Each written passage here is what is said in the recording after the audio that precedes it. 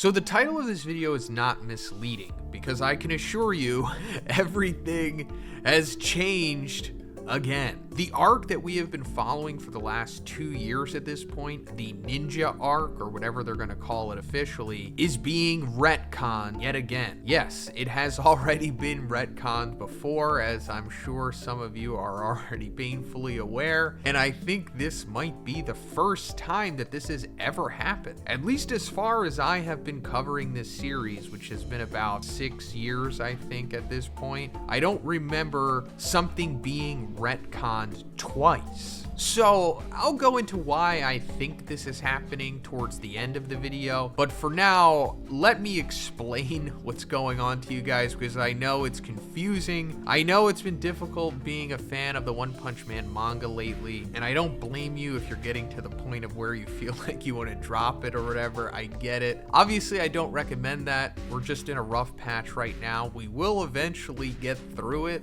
and I think things will be brighter on the other side. So we were currently on chapter 211, where I guess we were kind of coming to the climax of the battle between Blast and Empty Void, and we saw what Empty Void's big goal was. It was to use God's powers that he gave him to make like his own army of cosmic beings using that power to turn against God. So if that was chapter 211, we're going all the way back to chapter 195 yet again. And I think that was November or October of 2023. So we're going back in time about 1.25 years at this point. And everything that has happened since then is being changed. So everything with Empty Void showing up with the Dimension Slash at the Hero Association and Blast having to save it with his singularity powers, and Empty Void sucking up Garo's power after he was defeated by Saitama, and the big crazy cosmic battles and over the topness that was happening, and the whole backstory with Empty Void's sister being Blast's wife. All of that stuff is erased at this point. Now, I'm not saying that it's going to be erased forever. We don't really know at this point. I do think a lot of that will remain, but I think it's going to be condensed possibly. But like I said, I'll go into that more a little bit later, because we have to talk about the present in chapter 195, the new version of 195. So it is being slightly altered in itself. The previous new chapter 195 that we got last year showed us the introduction of the Tenito, or the Heavenly Ninja Party, the guys that are working under Empty Void, trying to facilitate his resurrection while recruiting Sonic in a plan to take out both Flashy Flash and Blast. That is all staying the same. They are still doing that, and they're still introduced here. However, they're getting a little more characterization in this new version. So aside from that, Flashy Flash, Saitama, and Monako are still coming to the Hero Association to meet up with Blast. This is happening after Saitama and Flashy Flash had their big training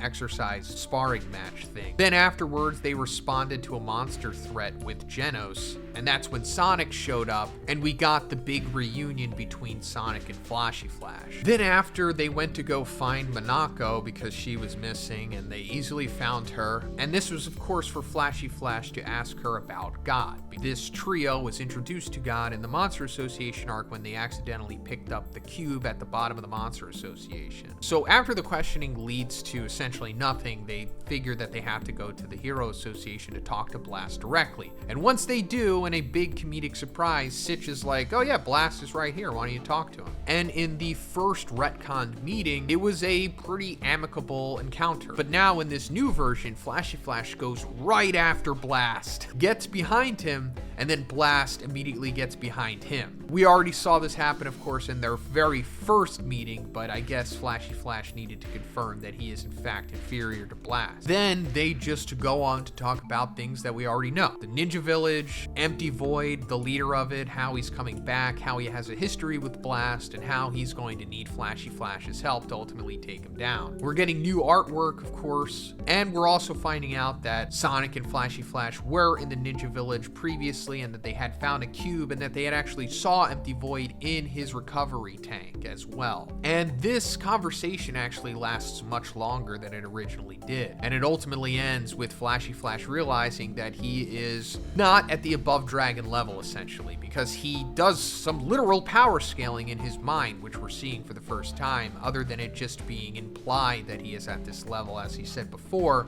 we're seeing it just straight out. Saitama defeats Garo, Garo defeats Platinum S, and Platinum S defeats Flashy Flash. And that's where the chapter ends. Now, what's really interesting is what was removed from the first retcon of chapter 195, and that is Sitch and Blast talking about Saitama, and how he was the one who actually defeated Garo, and that Blast couldn't see a bottom to his power at all. And they need to find out, what's going on with him. And going further, they were like, if we try to restrain him, Genos, Demon Cyborg, he might get involved. And then they further talk about how the crisis with God and Garo was averted, but that doesn't mean that it's over, and that Blast feels that there's a greater threat than Garo coming. Now, I don't know if that's completely being removed, but I don't mind that they're removing the whole part about Saitama here, because I would like for them to be suspicious of him later on. And that pretty much wraps it up. And according to Murata, we're going to have the new retcon chapter after this, 196, next week, instead of having to wait 2 weeks like we normally do. So that's good, I guess. Now, as for why I think they're retconning all of this yet again, well, I think it's because they feel that they can just make this ultimately better than what it was. More condensed, not needing as many pages and chapters to tell the story that they want, and they might clean up Empty Void's backstory a little bit, with Luna and Blast and all of that stuff. Again, I've said this before, it doesn't really matter that these new Tonari updates are getting retconned and whatnot, because they're not released in the volumes yet. Still have like another year or two before these chapters make it to the volume. So once they do, of course, then that will be sealed. That is canon for sure, but until then, we're just literally seeing rough copies of the chapters. So the retcons for the Ninja arc are continuing yet again. If you would like a big explanation and refresher as to what's going on, I'll have the video that I made previously on this topic up in the right hand corner. But long story short, the arc that we've been following for almost 2 years now has been changed yet again, and we're currently going along with the origin of the Ninja Village and how the ninjas met and how it connects to God and Blast and all that stuff. But before we get into that, I just want to acknowledge the cover page of this chapter, which is great goon material. I'm pretty sure One and Murata had that in mind when they planned to put this on the cover page, almost like a I'm sorry to the fan base. Now, aside from gooning, it made me think like, where is Tatsumaki? And when's the last time that we saw her? And like, what is she up to? Well, let me give you a little refresher on that, because I'm sure not everyone is really aware. So after Tatsumaki had her big fight with Saitama, she ultimately cooled down, and she orchestrated this plan with Fubuki along with McCoy to use the corpses of the monsters that Metal Knight was keeping imprisoned for his experiments as a ploy to cover up her said battle with Saitama and all the damage that it caused, to get back into the good graces of the Hero Association and all of the big investors that live there now. But this was also a plan within a plan, because they also used one of the monster corpses as a vessel to transport Psychos away secretly without the knowledge of the Hero Association. Tatsumaki told them that she would go out on her own to find her, but it was ultimately Fubuki who wound up getting her. And I think that's also the last time that we saw of either of those. Then in the following chapter, Tatsumaki is recruited to make this commercial to recruit new heroes, and at first she gets real serious about it, trying to get across like, hey, this is life or death, you have to be really powerful and give it your all and all that good stuff. But the producers just wound up editing it to make her look like she's all cute and happy, and obviously that made Tatsumaki very angry. Oh, and actually we do see Fubuki in this scene acknowledging that she did see the commercial, so I think this is actually the last time that we see Fubuki, although I could be wrong. But aside from Fubuki, that's also the last time we see Tatsumaki. I mean, we see her mention the few chapters after this, but like actually appearing real time in the story and advancing her own storyline, this is it. This is where it stopped. So in case you were wondering, Tatsumaki's kind of just chilling, I guess. I don't know. I mean, she'll be back, of course. She does have a future storyline waiting for her. I can't get into it, obviously, because it's spoilers, but it'll come around, you know, sooner or later once these retcons are done. And speaking of those, let's get into them, because this chapter is for the third time condensing the origin of the Ninja Village along with how Flashy Flash and Sonic met. And long story short, it goes on to explain that the Ninja Village was a production site for assassins. It gathered orphans exclusively under the age of 17 and basically trained the crap out of them. We also find out that Flashy Flash was sold to this village by his parents when he was 5 years old. However, Flashy Flash purposely acted like a failure so that he would get harsher training. It's at this point, being in the weak group, that he meets Sonic. Now, one of the big changes about this sequence is how much more muscular and toned Sonic and Flashy Flash are in this sequence. Like, in the original, they just look, you know, fine and normal, I suppose. Now it's just like, wow, okay, Murata. You gooned in the beginning with Tatsumaki, and now you're gooning with these two, but I guess it's perfectly balanced, right? But throughout this sequence, they build a camaraderie and friendship, and they overcome obstacles, and all that good stuff. And we also find out that Sonic was in fact born inside the facility. This is not being retconned, it's staying as canon, so I do think this is very important. It's possible that he is like the son of Empty Void, or he's the son of Empty Void's sister, Luna. If she is still going to be a thing, not sure yet, obviously, but I do think that Sonic has some kind of significant lineage going on, especially since he says that he was born with an indomitable spirit. That has stayed the same throughout all of these changes. But then it says that several years have passed and he's ultimately ranked number 1 in the village. And when he goes to the graduation exam, this is where the biggest change happens, because we're seeing it now take place inside of this like cathedral type cult religious place. And I'm not really going to comment on how these guys are dressed, because we're all thinking the same thing, especially if you're American. I can't say it on YouTube, but yeah, these guys look like that. I don't know if that's what one of Murata intended, or they're just thinking, hey, this is what evil cult members would look like. I don't know. The main cult guy here, who I guess is just the instructor, reveals one of the God cubes. And this makes sense because that's what the whole Ninja Village purpose is, to breed someone worthy enough to accept God's influence and essentially become the way that Empty Void is, or should I say was. Like someone rivaling Cosmic Fear Garo, to be like a disciple of God, to do about his bidding, but then ultimately be the vessel to resurrect him. But as soon as he reveals this, Flashy Flash just slaughters all of them. And this comes full circle with what Flashy Flash's backstory always was, and it was that he slaughtered the entire Ninja Village. And I like this change here because I think this makes his motivation in doing it make way more sense. I mean, sure, he had every right to slaughter them just based off of how they treated him and how they run the Ninja Village in general, but I guess to have him seem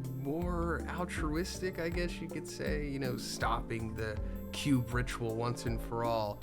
This is a way to go about it. Then we also find out that in order for Sonic to avoid this whole slaughtering, Flashy Flash had poisoned him, but knew that he wasn't going to die from it. It would just be enough to keep him in bed. Speaking of being in bed, my voice sounds weird because I'm currently sick at the moment, so, you know, just bear with me. Then we also go on to see, like, this is how Sonic eventually became what he is now, because we found out in the Ninja Village that his dream was to become the new leader of it and to turn it into something good for these orphans and these people who want to learn these skills instead of turning them into killing machines. But since Sonic was kind of just thrown into society, you know, after being born in the Ninja Village and living there his entire life, he kind of lost his way and started taking assassin jobs. Then we cut back to Saitama's apartment and it's just Flashy Flash, Monako, Blast, and Sitch. This is also a big new change and it's really funny.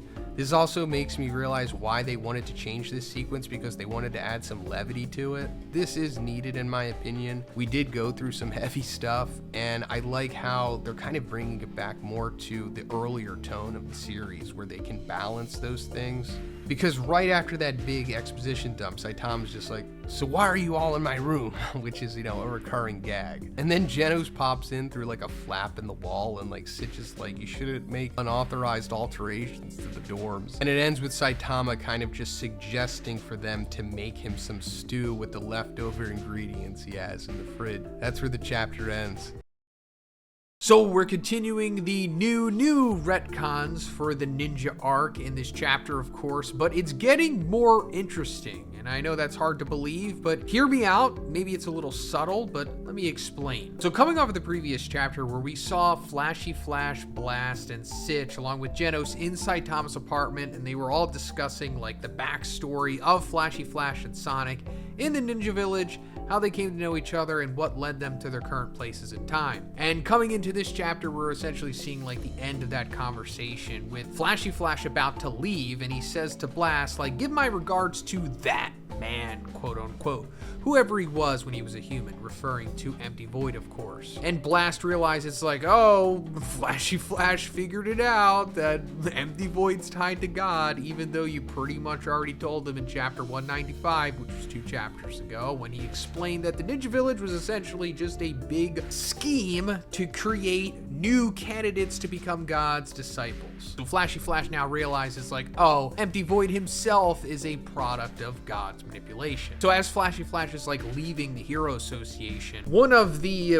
workers there, I don't even know what you call this woman, but it's like a worker at the Hero Association, gives Flash this message from Sonic. And of course the message is telling Flashy Flash what the Tanito, or the Heavenly Ninja Party, told to Sonic. It's like, hey, lure Flashy Flash out to this abandoned warehouse where you live, because tomorrow we're gonna come back here with Empty Void and we're gonna kill him, and then we're gonna kill Blast. So Sonic is kind of holding up his end of the bargain here, even though since we've been through this 2 times already, we already know that Sonic isn't trying to kill Flashy Flash. He's actually trying to reconnect with him in his own reserved way. But then we come to Blast and Sitch talking in the elevator here, and they're talking about Empty Void, how he was manipulated by God, and that he didn't want to outright tell everything to Flashy Flash about him being manipulated by God in case he actually does become a human again. Because let us not forget, this is like Blast's big story with Empty Void. They were former teammates. He has a history with them, and he wants to revert Empty Void back to being a human again, which has always been the goal. But we're getting some new lore about Empty Void here in this conversation, which we didn't get before. And Blast says, referring to Empty Void, after all, he grew up in an organization similar to the village, where after graduation, the students scattered, killing each other in a struggle for power and control. And Void was the only survivor of that organization, a fate that ninjas are notorious for. So now, apparently, there was a predecessor to the Ninja Village. I'm pretty sure Empty Void was like the initial creator of Ninja Village. Before that, there was kind of just like a clan of ninjas. It was like Empty Void with his sister and his friend, and then whatever else that story was going to go into before it got canned. But now we're seeing that Empty Void himself is just like Sonic and Flashy Flash. And then I guess this is where it's revealed that Blast and Empty Void were former teammates. Because Sitch says, hadn't he been as great as he is, having survived that organization, being the only survivor, he couldn't have supported you in the battle or been a key part of the operation. Now, it's not revealed yet, but it's going to be revealed, of course, that the operation was hunting down the God cubes and trying to like stifle whatever God was ultimately trying to do, or what they thought he was trying to do. And this is where they reiterate that they're going to take the opportunity to free him from God's hands, trying to revert him back to being a human, and that as long as he's hidden, he can't be found because of the special barrier he deploys around the village. So this is something that came up before in the very original draft of this arc, this whole barrier deal. And we don't know really how that works because Empty Void has like a different set of powers in each of these continuities that keep coming up. Sometimes he has like genjutsu powers. In the second one, he was like rivaling Cosmic Fear Garo in power. So maybe this time around, he'll be somewhere in between, but he still seems to have this special barrier ability to where he can like cloak the Ninja Village. Still remains to be seen if he's an Esper or if he can still do that that special ability to unlock the Celestial Rock Cave, where God is allegedly hiding. I don't know if they're just completely scrapping that idea, but it's still a possibility that that's a thing. But then ending this conversation, Blast talking to Sitch is like, hey, this is our last chance. We have to go to the abandoned building where Sonic lives, because he knows that Empty Void is going to show up there. And this sparks the question of, like, how does he know that? Like in chapter 195, 2 chapters ago, when he's explaining what's going on to Flashy Flash, he says that, like, Empty Void is coming back and that he's gathered the top-ranking ninjas from the village and formed a secret organization called Tanito. So it's like, how does he know this? I mean, yeah, he's Blast, he has cosmic abilities, he works in mysterious ways. But now I think we know how he knows this, because when he says to Sitch here that Empty Void is going to show up at the warehouse, we see like this thing in his ear, in his right ear, and then there's like a little speech bubble coming from it denoting that it's this little earpiece speaking, and it says, that man will be there as well. Now, this dialogue is from chapter 95 as well. It's when the Tanito show up to Sonic and they tell him the whole plan, you know, that we went over, where they're trying to lure out Flashy Flash and Blast to kill them. As they're leaving from Sonic, they say that man will be here tomorrow as well. So I guess that means that Blast has bugged Sonic, or he's bugged one of the Tanito, or he's bugged Hellfire and Gale, or one of the Tanito are working with Blast, they're like double agents, or Hellfire and Gale are double agents, or I missed how this all connects and I'm an idiot. I mean, that goes without saying, as you all know, but let me know in the comments if I missed something here, or are we supposed to be throwing these questions out at this point? Either way, like I said, interesting stuff, but in a more subtle way. So then we're leaving that sequence and we're coming to Saitama with Genos here, leaving their apartment. And then Saitama decides that he's going to go visit Sonic, you know, because of the whole big conversation that happened in his apartment with everyone. Surprisingly, Saitama was actually paying attention and cared enough to do this, even though when we see him in this chapter, he's just thinking about groceries and stuff, but still, he was paying attention in his own way. And he's like, hey, I'm gonna go find Sonic. He sent me a bunch of letters of challenge, you know, from a couple months ago, I guess, because, you know, remember, One Punch Man's whole story from chapter 1 is only like 2 months at this point, maybe like 3 months. I forget how long it's been, but it hasn't really been that long. And he knows where Sonic lives because there's like a return address on the letter, which is hilarious. It's like, how does that even work? How do you have like a return address as an abandoned warehouse? Whatever, I guess it works in this world. But Saitama decides that he's going to go there because he's drawing parallels between the Paradisers, you know, Hammerhead, with Sonic. And he's like, I've seen this before. Guys with nothing better to do end up getting together just to cause trouble and draw attention to themselves. Now, this all comes full circle, of course, because Sonic ran into the Paradisers, murdered a whole bunch of them, if you don't remember. Like, viciously murdered them, one of the most violent sequences in the series. But Hammerhead wound up living. And I think Hammerhead's being brought up here because he's kind of still important to the story. I'm not going to spoil anything, but he is still alive,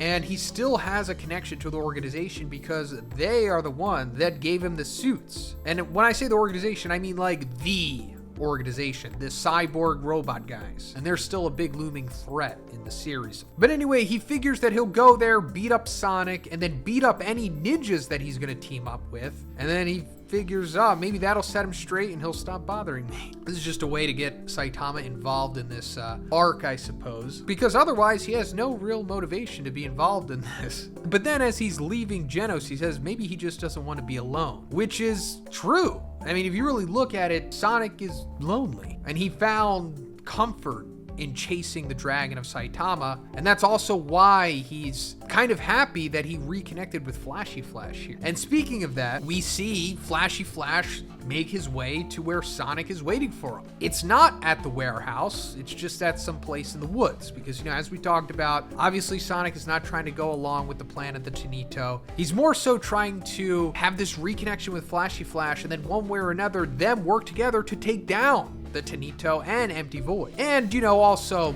test their skills against each other, see who is stronger amongst them, you know, since they left the village. And that's where the chapter ends, with them about to start their fight, which we've seen twice already. But hopefully this one will be closer to the webcomic continuity, where Sonic is the one who surprises Flashy Flash with how strong he becomes. Not only Flash Flash, but also the audience as well. Alright guys, bear with me because we are going over Flashy Flash versus Sonic for the third time. Technically the fourth time if you follow the webcomic continuity that we originally covered 5 years ago. Wow. And I guess I'll go over all of the versions and continuities of this battle and talk about the differences and whatnot, because why not? Let's have some fun with it. And let me give you a quick refresher on how we got to this point in case you need one or you really haven't been paying attention, which is totally understandable. So, Empty Void, leader of the Ninja Village, has awakened from his coma from his battle against Blast 15 years ago. He then gathered all of the surviving graduating members of the Ninja Village and formed the Tanito, or the Heavenly Ninja Party. They then confronted Sonic and essentially forced him to help them take out Flashy Flash and Blast, as they are threats to what they ultimately want to do. And Sonic essentially tricks them going along with this, because we know that he doesn't want to help them. He kind of just wants to reconnect with Flashy Flash,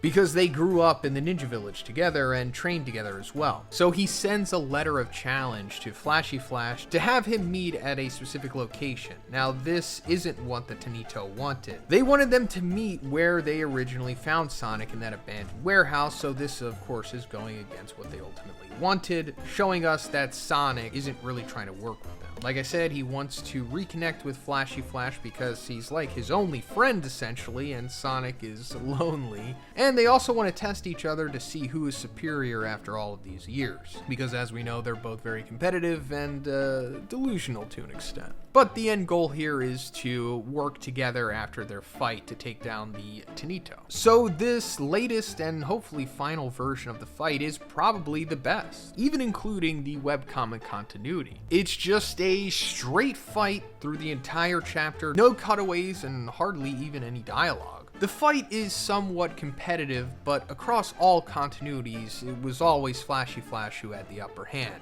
It's only really in the webcomic where Sonic is more competitive than others and even stuns Flashy Flash at one point, but it ultimately always ends the same way, with Flashy Flash using his secret ultimate technique to end the battle against Sonic. Now, the things that have been removed from the two previous manga versions of this fight is us seeing flashbacks of them training together as kids and how it's supposed to sync up with what's happening in the current time. I'm not really mad at this because we already know that they grew up together and trained together, and they could always just show this in the following chapters, which I'll get into because, you know, a lot of us already know what's going to happen after this point anyway. In the previous retcon, we saw that after they had exchanged Windblade kicks, Flashy Flash used the Flash Kicks, which is one of his ultimate techniques, against Sonic mid-fight, and it didn't really do much because Sonic reacted with his exploding shurikens afterwards, and that fight wound up ending with Flashy Flash using his Flash Fist. But in this latest version, it kind of goes back to the original two continuities from the first version and the webcomic, sorry if that's confusing, where we don't see the Flash Fist anymore. It kind of just ends with the Flashy Kicks again. But it actually recreates a moment from the webcomic version where we see Flash's foot like right in front of Sonic's face, right before he gets hit with the Flashy Kicks. But across all of the versions and continuities, it always ends with Flashy Flash being pleasantly surprised that Sonic is able to survive this, where he more or less says, hey, you've gotten stronger. At your current level, you and I should be able to ... And that ellipses is there because of what happens afterwards. It's because the Tanito shows up immediately after this fight concludes, and they all try to attack Flashy Flash with their weapons and whatnot. And they're angry, of course, because like I said, this isn't where they wanted Sonic to meet Flashy Flash. And this is where they realize, oh, you know, we're being double-crossed. And then that leads to Flashy Flash and Sonic teaming up to take on the Heavenly Ninja Party. And, you know, we'll talk about that in the next review, because that's what's going to happen in the next chapter. We are going to have to go through all of these retcons again, unfortunately, as we know, but hopefully it changes up a little. I assume that that fight will be better than the previous two versions, and I think that's maybe where they'll include the flashbacks of Sonic and Flash growing up in the Ninja Village together and training together, and it shows why they're so good at working together and having such great synergy. But then the whole big thing is how they're going to reintroduce Empty Void, because in the webcomic, you know, Empty Void shows up and he doesn't even get to fight Flash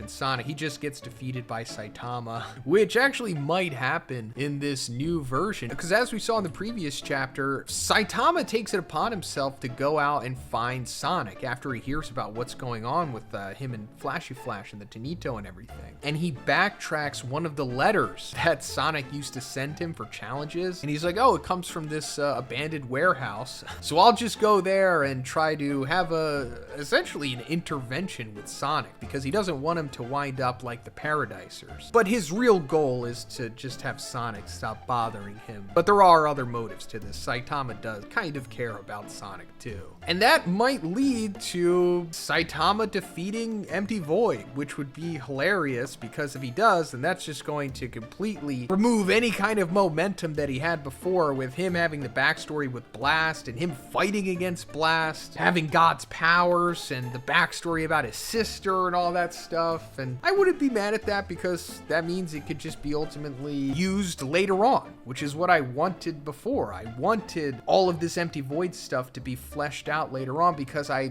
think he's going to be one of God's like Akatsuki members, or one of his Espada, one of his like main disciples going into like the very final arc of the series, where he has like his team, and then that will be like Sonic and Flash's final fight. I felt like him fighting against Blast was like stealing that thunder. I'm not mad at them having history or anything, but I just feel like Blast has bigger fish to fry, if anything. He should fight a bigger villain than just Empty Void. So Saitama's fighting against God, and he punches a hole in the universe, and the fabric of space-time starts to come undone, and all of the timelines and multiverses start converging. No, I'm just kidding, that doesn't happen. Sorry, I had to strategically lie to you to get you excited, so that you actually want to, watch this video and go over my review for the latest chapter of One Punch Man. Because, that doesn't happen. Saitama doesn't fight God in this chapter, surprisingly. We're actually still continuing the second retcons for the Ninja Village arc, which means that for the third time, we are going over Sonic and Flash versus the Tanito, or the Heavenly Ninja Party, whatever their freaking names are. Which I'm sure you're more excited about, right? Everybody's really excited to talk about this chapter and read it and go over all this stuff, right? But Saitama actually does do something in this chapter, I swear, and it's, I guess, pretty interesting. And I'll go into what I think it's going to lead to, what it might lead to, but also, like I did in my previous video, I'll go over the previous two iterations of this sequence. Let me first go over what happens in the current chapter. So, coming off of the previous one, Sonic and Flash fought each other, and it ended with Flash kicking Sonic, and that was like the end of the fight. It was like, oh, is Sonic, what happened to him? He obviously survives. But after that happened, the Heavenly Ninja Party, the Tanito, come in and they throw all their swords down on the ground in an attempt to kill Flash. And they're all upset. Like the people in this comment section, and they're like, hey, what the heck? We asked Sonic to lure you to the abandoned warehouse area that he lives at, but that's not where this is. Did he betray us? Oh, he betrayed us. We're upset. Now we're still gonna kill you anyway. Because, that's what they wanted. They originally made their proposal to Sonic to lure out Flash to execute him and kill Blast as well, because that's what Empty Void wants. And I guess they're mad at Flash because, like, he killed everybody in the Ninja Village, but it's like they were gonna kill everybody anyway. It was all just a ploy to use the cube to make God disciples. There was only like a handful of people who could have, I don't even know how these guys graduated. Because technically they would have had to pass the cube test. And clearly they wouldn't have, because they're all like A-class level dudes, I'm assuming. They're definitely not S-class. Also, speaking of these guys, one of them has guns. He just has 2 pistols. That's not very ninja-ly. I mean, it's really funny, and I hope that's what the purpose of this is. I hope One actually wrote this sequence, because I know it's up for debate. Like, is One still writing the One Punch Man manga, or did he just let Murata take over? I hope that's not the case. And I know a lot of the casual viewers think that Murata writes One Punch Man manga. You know, don't even give credit to One, who is probably the best battle manga writer ever, maybe. Also, if you're tired of the retcons, check out One's newer manga by the name of Versus. It is incredible. It's definitely my favorite series that I am reading right now, and I'm going to start doing chapter reviews of it this month when the new chapter comes out, or at least when it's translated. I don't know when that is, maybe like the 25th or the 26th or the 27th, somewhere around that time. But yeah, just look out for my video later this month that is centered around the new Versus chapter. It is amazing. I love this series. Can't wait for the new chapter. But anyway, Sonic shows up and he's like, oh, hey, big surprise. I survived the flashy kicks. They're like, oh, hey, you betrayed us. Now we're gonna kill you. And then Flash and Sonic are like, all right, well, we're gonna team up because we're vastly more powerful than you guys are. Then we see Saitama. This is the only time we see him in the chapter, and he has the letter that Sonic had sent him, or at least one of them. And he used this to figure out where Sonic is located. And once he gets to the abandoned area with the warehouse where Sonic's living, he's like, oh, no one's around. He must be really lonely. Do you actually live here? Something like that. I don't know. I'm going off of Google Translate. But he's going to say something along those lines, which is understandable because before he assumed that Sonic was lonely. And he didn't want Sonic to be manipulated by the Heavenly Ninja Party and wind up like Hammerhead did with the Paradisers. Like, he directly paralleled him to them. Because in his own weird, nonchalant way, Saitama, you know, cares about Sonic. But also wants him to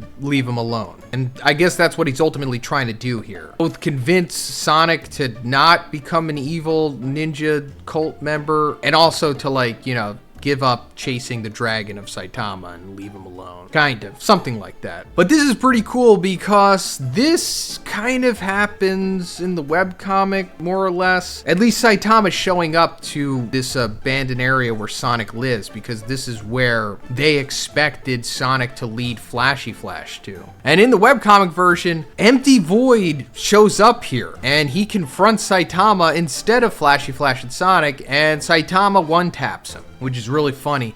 Also, after he one-taps him, he like takes out his arsenal, and we see that Empty Void also had a gun. So maybe it is Ninja Lee. Maybe that's where this double pistol guy learned his pistol gun kata from. Maybe it was Empty Void this whole time. But anyway, the Heavenly Ninja Party throw out Hellfire and Gale here as like, I don't know, a diversion tactic against Flashy Flash and Sonic, and they like almost get cut up by this wire, but then Flashy Flash winds up saving them, I think. This is important because Hellfire and Gale are going to be key components in helping the research of trying to revert people who have become monsters back into becoming humans. Because they had eaten monster cells and become, you know, monsters. We all remember that classic little storyline from the Monster Association arc. This is actually going to play out in season 3. That's going to be released in October. Check out my video at the end of this video. But they were like killed by Flashy Flash. And then later on in Child Emperor versus Phoenix Man, they were revived by Phoenix Man and became like zombies. But then Child Emperor hit like his Gigavolt Smash from Brave Giant and revived them back into humans. And I guess that like undid the monsterization. I don't know, because if they could become monsters, they would do it, right? They would be so much stronger than the Heavenly Ninja Party here, who is like bullying them. But I guess they're like weaklings now. I don't know. But anyway, the Heavenly Ninja Party starts attacking Flashy Flash and Sonic, but they're no match for them, and they wind up getting kicked in the face, and that's where the chapter ends. So, real quick, let's go over what happened in the previous 2 sequences. So, it's kind of like the same, except more stuff happens. Like, this big guy throws rocks, and they, like, jump through the rocks, and they fight them. and they kick them, and they wind up just kicking their butts. And eventually Empty Void shows up and then sucks their guts out and then gets stronger from that. But then in the newer version, Flashy Flash and Sonic just kill most of these guys, like behead them and disembowel them. It's pretty graphic. One of the most graphic sequences in the series for sure. But then at the end of both of the Tanito fights, it leads to the entrance of Empty Void. So I don't know if that's going to happen now, because like I said, it seems like he's going to run into Saitama and get one-tapped again, which would be hilarious because it's just going to completely erase any kind of story that he had going forward, because we eventually got to this whole big backstory with him and Blast being bros, but then it turned out that he was actually trying to manipulate Blast by letting him copulate with his sister and start a family, and it eventually led to him getting manipulated by the God Cube and becoming the disciple of God. But then it was like, yeah, my whole plan was actually to use his power against God to create an army, which doesn't make sense. But yeah, that's pretty much it. I'm not going to keep rambling on. Hopefully the next chapter is more interesting. So Blast is back. I mean, we knew that he was a part of this arc, but he's like, you know, back in the story now, because in this chapter he finds out where Flashy Flash and Sonic are fighting the Tanito, and he shows up and he just straight up takes over the fight like a manager taking over a project or something. And we'll get into that and break it down and all that good stuff. But first, let me say that my review for the new Versus chapter is now up on the channel. I'll have it linked at the end of this video, but you can also find it by just going to the videos on my channel. It's like the second newest video. But Versus is the other series that the creator of One Punch Man is making, and it's amazing. Like, if you're looking for that feeling that like vintage One Punch Man used to give you, this series has it. All the aura farming, all the hype moments, all the incredible characters, world building, lore crafting, it's got it. And this new chapter is especially hype. So if you haven't already caught up to Versus, search for the Versus manga online. There's only 24 chapters right now, and it's monthly release, so just one chapter a month. And then afterwards, check out my latest review for the newest chapter on the channel. Thanks, guys.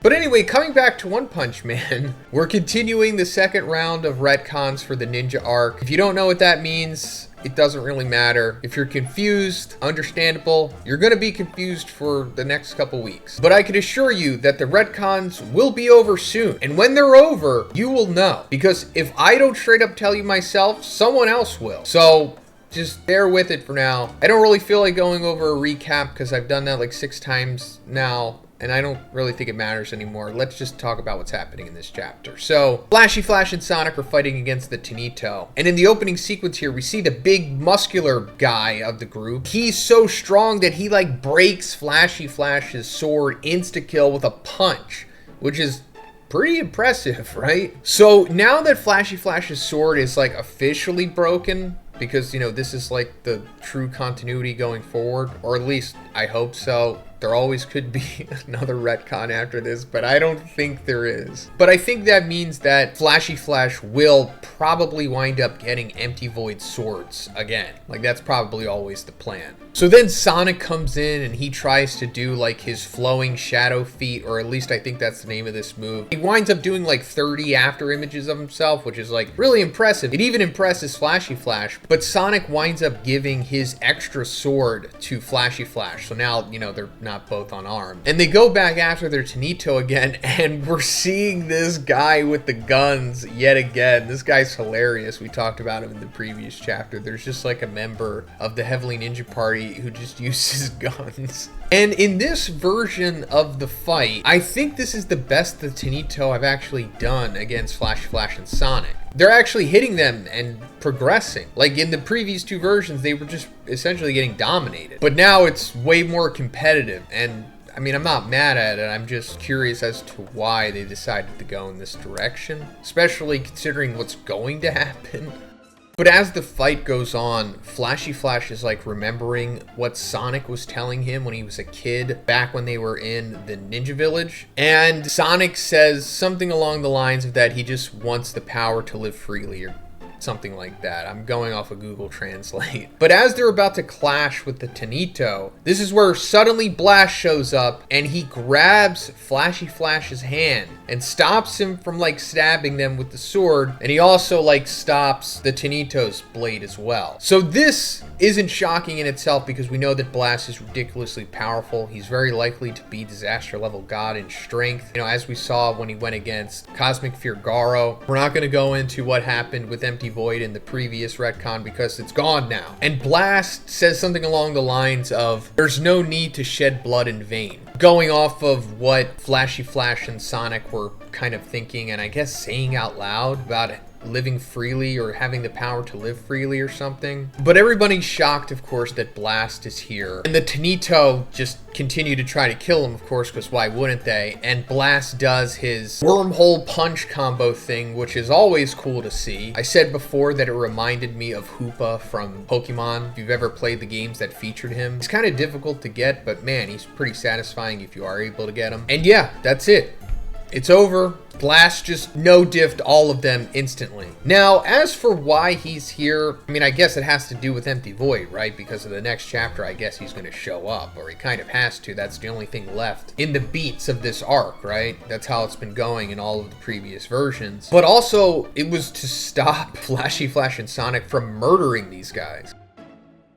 Because in the previous retcon, they did. They murdered them viciously. Like one of the most graphic sequences in the series, at least for human-on-human violence. And I guess one decided that maybe One Punch Man is just a little too mainstream to have the heroes committing murderous violent acts like this. I'm just guessing. Because also, back in the day, My Masks murdered a whole bunch of humans in the form of Narinki's squad that was under the control of Super S. And then they changed that. It was the Iron who came in and like stopped him from murdering them. So this is kind of just like the same thing. And it's whatever. I don't really care that they're not murdered. I don't need them to be murdered. At this point, I just want to get through this arc. But coming to the end of the chapter, Flashy Flash and Sonic are asking Blast like, hey, how did you get here? And apparently Rover was somehow able to get the letter of challenge that Sonic sent to Flashy Flash. And then Blast got it from him, and then he went to where the location was, because the whole plan that the Tanito originally wanted was for them to meet where Sonic lived, in that abandoned warehouse place where Saitama currently is. So the letter of challenge was the only thing that really had the true location of where Flashy Flash would be. So that's how Blast figured it out. Also, Rover is like there too. It's not just like a flashback. So I don't know how Rover's going to play into this. I don't know why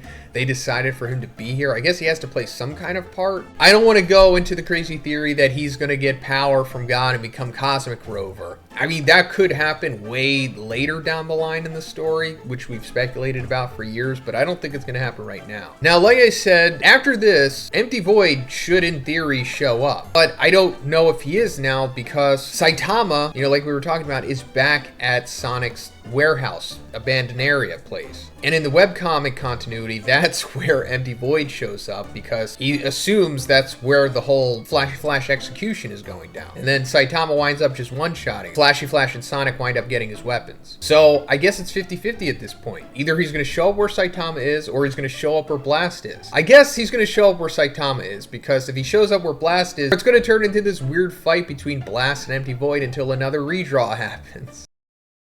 Alright, so the Ninja arc seems to finally be over with this chapter because Saitama is putting the final nail in the coffin, but afterwards, there's like a whole new story appearing with these big monsters that appear at the end of the chapter. This is like all brand new stuff. This hasn't even happened in the webcomic. So we're finally heading out into a brave new world at this point. So let's get into breaking this chapter down because it's pretty fun. So coming off the previous chapter, we saw that Blast intervened in the Tanito versus Flashy Flash and Sonic fight, took them all out. Coming into this chapter, we're seeing that, of course, they're still alive. That was Blast's whole intervention there. He was trying to prevent more killing, as he said was pointless. And just like in the webcomic, we see the Tanito hype up Empty Void, the leader of the Ninja Village. But going further, they say, right now, he must be at your hideout waiting for us to bring him your heads. And it turns out, yeah, he is there. We've been talking about this the last 2 weeks because one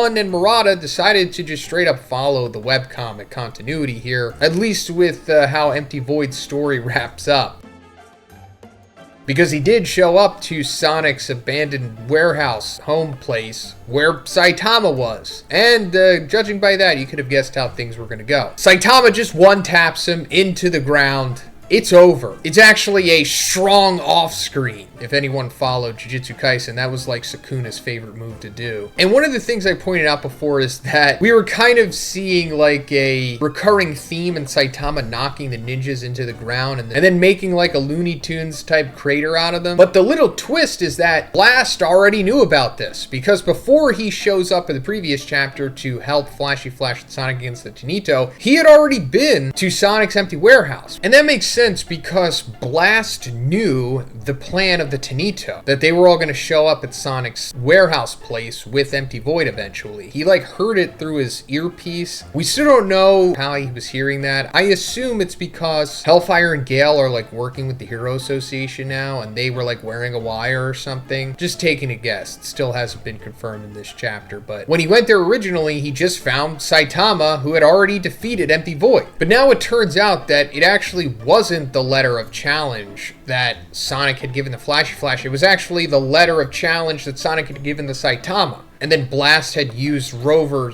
to like smell the letter, and then that led him to Sonic because he could do that. So we had some a little Pulp Fiction timeline stuff going on here. But something that's changing in the manga version of this Empty Void defeat is that he seems to still have his weapons with him. You can actually see like the indent of his swords.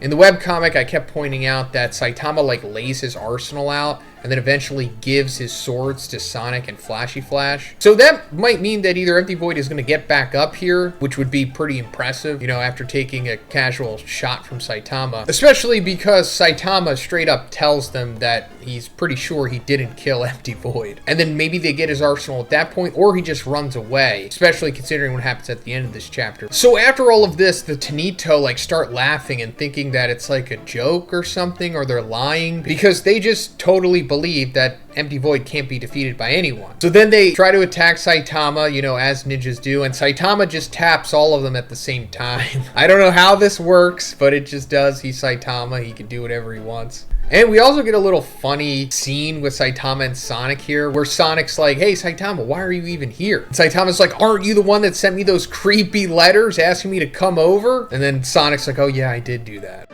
So this is pretty much the resolution of the ninja stuff. It seems like the Tanito might even become good guys or something. I don't know. It seems like they're kind of going to have a redemption because, you know, they were brought up in the ninja village and brainwashed essentially by Empty Void and his men. But anyway, suddenly the sky starts breaking apart, like implying that another dimension is opening or something. And Blast seems to know what this is, and suddenly we see like this gigantic tiger and turtle come through. And they have like these glowing aura eyes, which are very similar to what we saw in Empty Void's previous retcon aesthetic, because he had received like powers from God. So I guess you just put two and two together here. These things are definitely avatars of God, or just creations of God to some extent. And Blast says, I've wandered too far from my post. So I guess this means that since Blast has been away from his post, as he said, because we saw that he kind of like a lot of the time is keeping God at bay with like his team, his Guardians of the Galaxy or whatever, in another dimension. So I guess he can only stay away from that place for, I don't know, an hour or two or something. Because if he doesn't, then I guess God gains more access to his power or something, and his ability to like send these creatures through a dimension or whatever. We still don't know how it works exactly. We still don't even know what's going on with God and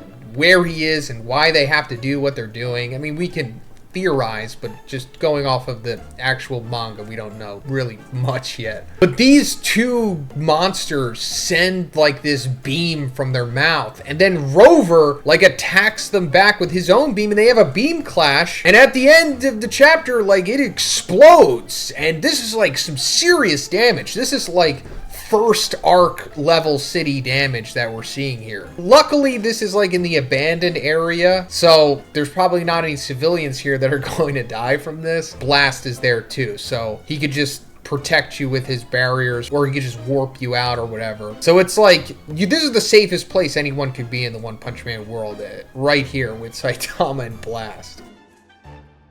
But like I said, that's where the chapter ends, and this is pretty fascinating. So I don't know what to make of this tiger and turtle. It's very possible that they're the same thing as Overgrown Rover. Like, God found just these regular animals and then buffed them up to become his vessels of destruction or whatever. Because as far as I know, Overgrown Rover's origin hasn't been explained. Like, I don't think he was an experiment of Psychoses, the way that a few other of the monsters in the Monster Association were, such as like Evil Natural Water. I could be wrong, but I don't think Psycho said that she made Rover. And I think Butterfly DX, or Forte, one of the guys who like kind of take after Rover, one of Saitama's neighbors in the Hero Association, said that he was like 4 months old. And if we're going by the timeline, he was made like, I guess 1 month before season 3 or something. So it's possible that Rover was made by God the same way that these creatures are implied to be. I also think Black S is a result of God directly trying to make a monster.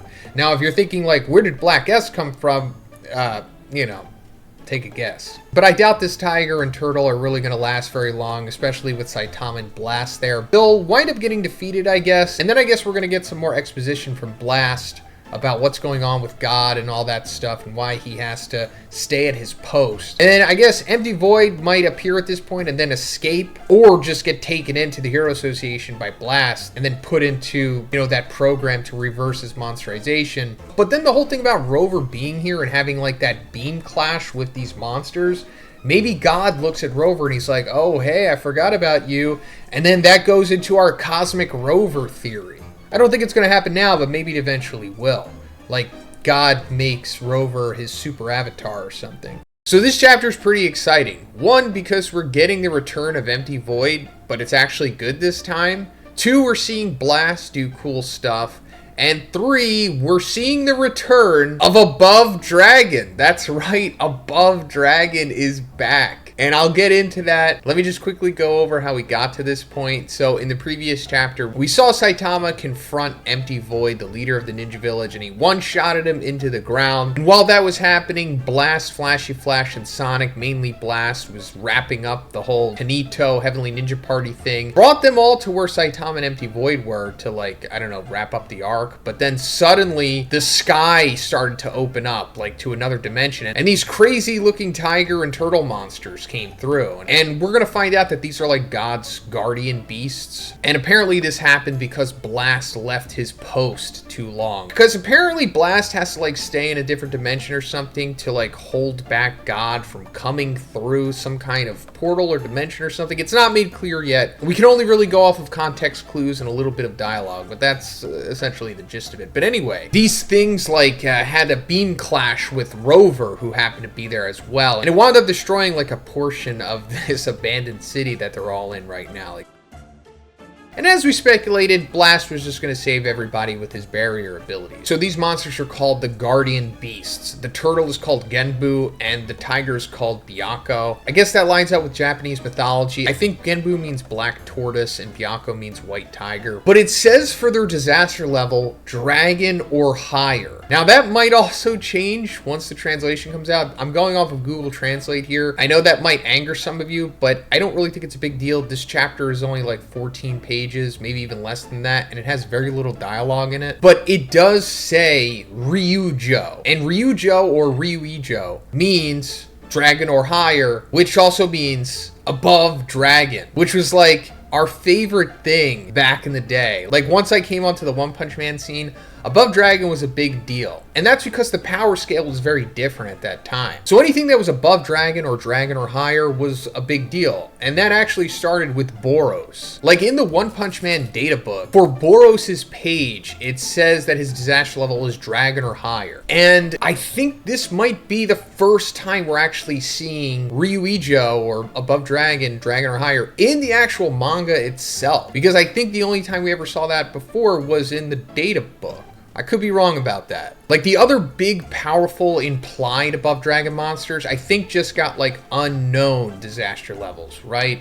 I could also be wrong about that. This is pretty exciting. These guardian beasts are extremely powerful. Like, they're straight up above dragon level, which I did not expect. I thought they would just be like dragons or high dragons or something. Now, the whole thing about these being God's guardian beasts, we don't really know what that means other than just what it means on the surface. But going into, like, I guess the mythology that this is based off of, like I said with Genbu and Byakko, apparently there are two others that fall into the holy beast category or whatever. So the other ones are like Suzaku, which is like a phoenix, which I think means vermilion bird. And then the other one is Azure dragon, or the Quinlong, or Qinlong, however you pronounce that. There was also an arc based off of this in Yu Yu Hakusho as well, if you remember. And if you haven't, you should watch Yu Yu Hakusho because it's really great. So does that mean that we're going to see more of these guardian beasts like the other two? If it's supposed to line up with the four holy beast mythology, which I guess it is.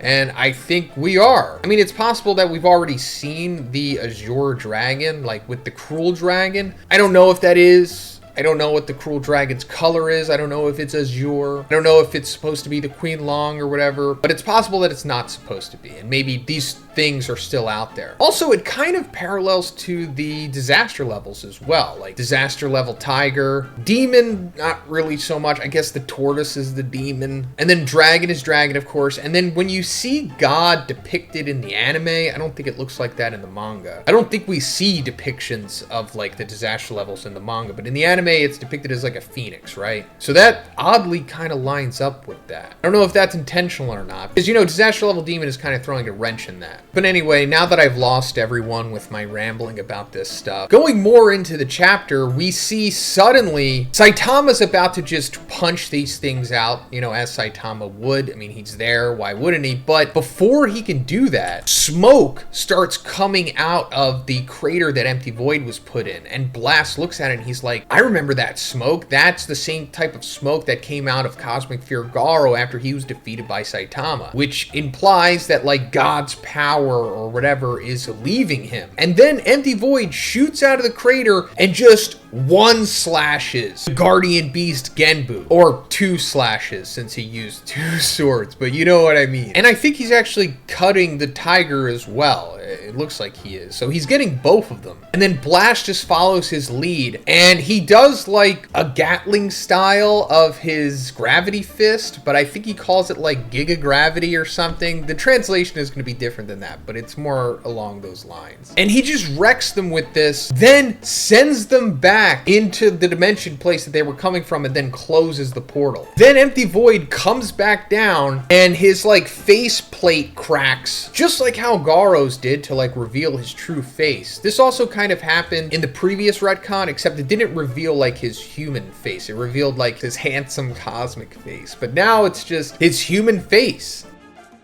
And Blast is like really happy, the Void, my boy's back. And that's where the chapter ends. Pretty exciting stuff, I must say. So first of all, Void essentially one-shotting an above dragon here. Now, I don't know if these creatures were killed by this, because Blast like sends them back into the dimension and then closes it. So either he sent their corpses back, or they were kind of just knocked out by this. Regardless, this is one of the best feats ever in the series. I don't really think anyone outside of Saitama, Blast, and like, you know, the Garo that chopped through Sage Centipede, whatever that Garo is, could like one-shot an above dragon like this. Empty Void is now joining the ranks of these incredibly powerful characters. So now that he's a human, I don't know if he's still that strong, because I guess it's implied that he still kind of has the residual god strength left in him when he performs that feat. But regardless, it seems like he's fully a human again, which means that I guess he went through something similar to Garo, as to where he was like able to just mentally fight through it, and then had the assistance of Saitama beating him up, because they essentially both went through the same experiences. So now that Void is ostensibly a human here, I guess he's going to join up with Blast again, maybe? That would just seem too good and too quick of a resolution. So something might happen that leads to like Void running away. Like maybe he's like still shocked or something, or confused, and like he just skedaddles or something. It's also possible that Void might take the Otento here, since they are still here and alive for a reason, and like tries to start a new ninja village group or something. Like maybe not literally like the ninja village, but like a new adjacent group to the heroes, I guess. And not saying they're going to be good guys, but maybe they just won't be aligned with God or the heroes. Maybe they'll wind up doing like their own thing or something. Or he just refuses to join up with Blast. Maybe it goes back into his old retcon story as to where like he was never really friends with Blast, and he was kind of just getting intel on him by letting his sister marry him and have kids. I mean, Blue is still a thing. Like Blast still does have a son in Blue. So Blue's mom and Blast's wife still has to be a thing, regardless of if they're related to Empty Void or not. Okay, so it seems like the ninja arc is actually over, like for real this time. Meaning that for the first time in nearly 2 years, we are moving on from this portion of the story in the manga. So the chapter's opening up from the end of the previous with Empty Void breaking out of his shell. Figuratively and literally. He's breaking out of his monsterization or god avatarization the same way that Garo did. And Void has just a complete face turn here. Not only him, but other characters, and we'll get to that. Because Blast is like, Void, are you back to normal? And he's like, yeah, I don't know. It's like the haze suddenly cleared. Then Sonic immediately attacks him. And they have this quick back and forth exchange to where the Tanito are like, I can't see them. And it turns out it's actually Flashy Flash and Sonic taking on Empty Void in this sequence. So I guess it's just showing, yeah, Empty Void is still pretty powerful despite not having God's power anymore. Like anyone who can go toe-to-toe with Flashy Flash and Sonic at the same time is at least, I don't know, High Dragon or something like that possibly. It's too early to tell for sure, but Empty Void is still really powerful. And at this point, of course, Blast steps in and stops the fight because that's what Blast does. And he essentially tells him like, hey, I know you guys hate him, you have every right to, but he was being controlled by God, it's not his fault. You know, making the ninja village and forcing all of these orphans to become murderous ninjas and killing them and torturing them and all that stuff. But then Void's like, it's fine, Blast. It's not like I've lost my memory of the time I fell under God's control. It was like having my flaws amplified. I didn't trust you and acted recklessly, so I fell right into God's trap. So that lines up with how Garo was acting as well. When Garo accepted God's power, at least the little bit that he did by slapping his hand and kind of accidentally, I guess, he didn't like become a different person or anything. He was still Garo. He was just, as Void says here, having his flaws amplified, like his human monster being the ultimate evil, or the thing that everyone comes together to unite in fear of him. And interesting that he says, I didn't trust you and acted recklessly, so I fell right into God's trap. That goes into what Void's story was in the previous retcon. When we got to see the flashback of him and Blast working together to look for the cubes and whatnot, we found out that he didn't trust Blast, which is understandable. But what he did wasn't very understandable. Like, he had his sister, Luna, like covertly woo Blast to like keep tabs on him, and they like wound up having a kid together in Blue, who is the current leader of the Neo Leaders, which still hasn't been introduced technically in this continuity. That's probably going to happen after this. We'll talk about that at the end of the video, but it seems like that is probably still going to happen. But it also makes me think, like, was this Void's outcome regardless? Like, was this going to happen in the previous retcon as well? Like, after it was revealed that he was going to use God's power against him? Like, was it just going to end with him breaking out of God's avatarism by, I don't know, getting punched by Saitama or something, and then he would just be a good guy and then join Blast? But Void eventually is like, I have to return to the front line against God now. Once everything's settled, I'll do whatever it takes to make it up to you. Referring to the Tanito. So him saying, return to the front line against God now, return. Meaning that he was there before? So it's like, is Void one of these Guardian of the Galaxy type beings that we saw helping Blast during the fight between Saitama and Garo?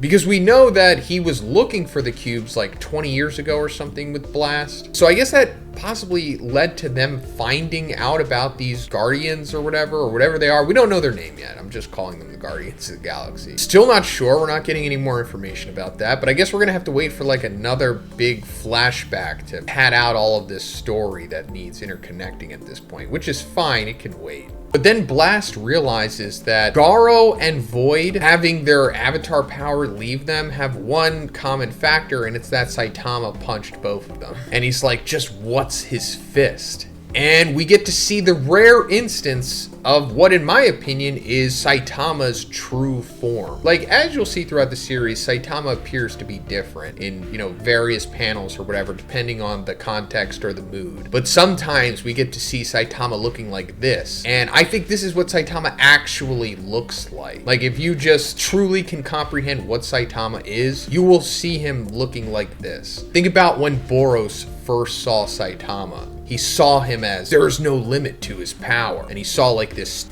beast, god, human type person. Now, as for what Blast is asking here, just what's his fist? Saitama is, I guess, the antithesis to God. Saitama is the ultimate power. Removed his limiter. There's no limit to his power. In theory, he could just become infinitely strong. Aside from that, his abilities and what he can do still aren't fully explained, since he can seemingly do anything, and it doesn't really follow the laws of the universe. But then the Tanito are like, we can't just wait and look while our master marches to the battlefield. Shouldn't we also be trying to find those cubes or whatever and seize God by the tail? So it seems like the Tanito are going to be looking for cubes after this point. And that's another interesting thing. It's because the ultimate outcome of the Tanito is not for them to die, which they have done like 3 times at this point, but now they're living and they're turning face. And they might be looking for the cubes, which is fine. I don't know how far that's going to go, but it's just going to give a reason for them to be lingering out there. Then also, now they're asking Saitama to be their leader, which is like hilarious. It fits in the theme of things. And then we get this short one-on-one between Sonic and Flashy Flash, where Flashy Flash is like, Sonic, there's something I want to tell you. That day, I poisoned you. Sonic's like, so what? That was such a petty move. I was honestly disappointed. Referring to back when they were still teenagers in the Ninja Village, and when Flashy Flash had planned on just executing everyone there. Obviously, he was trying to keep Sonic alive because he liked Sonic. So he poisoned him rather than having him present during that graduation ceremony. And I guess this is his way of essentially saying, hey, I'm sorry for poisoning you, and Sonic saying, it's okay, I forgive you, I understand why you did it. But like in their own way. But then Sonic's like, more important than that, it's time for retraining. I will mentor you from zero again. We'll brush those idiots off and cut God's sleeping head off. And Flash Flash is like, yeah. So I guess Sonic and Flashy Flash are going to be a pair from now on, which I'm cool with. But maybe they're not going to be like connected at the hip, but they will come together every so often. If not that they're always together now.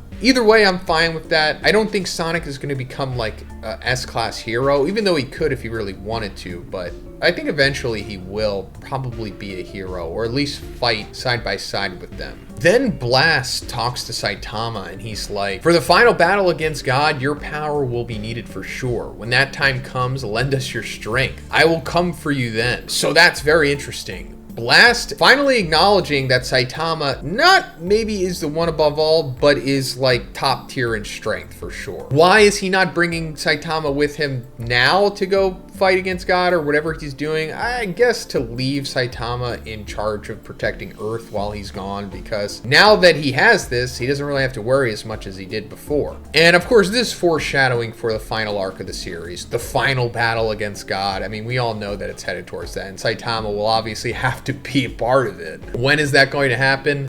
7, 8 years, 10 years from now, real time, probably. It's going to take a while. So then Blast teleports out of there with Void, and they wind up going to the dimension between space-time, which kind of just looks like they're going to another planet, but I guess that's not what it is. And we see the corpses of the 2 divine beasts that were defeated in the previous chapter. So they are dead. We were wondering about that. But we're seeing a 3rd corpse here, a 3rd divine beast that we haven't seen yet, and this one is the Kirin.